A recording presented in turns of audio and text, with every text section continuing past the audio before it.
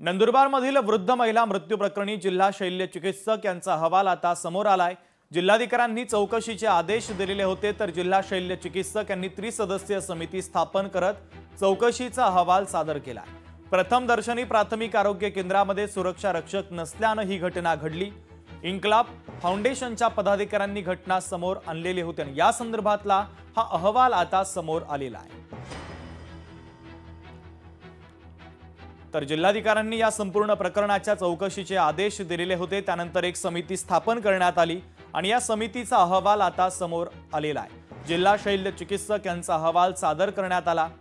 जिल्हाधिकाऱ्यांनी या संपूर्ण प्रकरणाच्या संदर्भात दखल घेत चौकशीचे आदेश दिलेले होते। लोकशाही मराठीने हे वृत्त दाखवलेले होते। त्यानंतर आरोग्य विभाग देखील खडबडून जागा झालेला होता। अखेर या संपूर्ण प्रकरणाच्या संदर्भात अहवाल समोर आला आहे।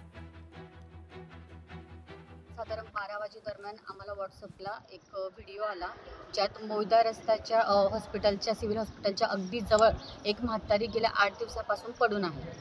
मग आम्हाला त्यानंतर कळलं की इथल्या प्रशासनाचा, इथल्या डॉक्टरांचा ह्या सगळ्या गैरसुविधामुळे त्या आजीचा जीव गेला।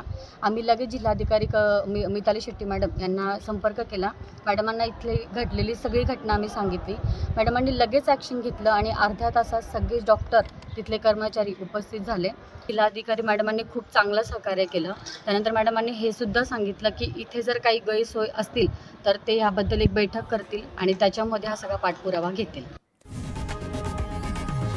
लोकशाही मराठी ऐका, पहा, जागरूक रहा।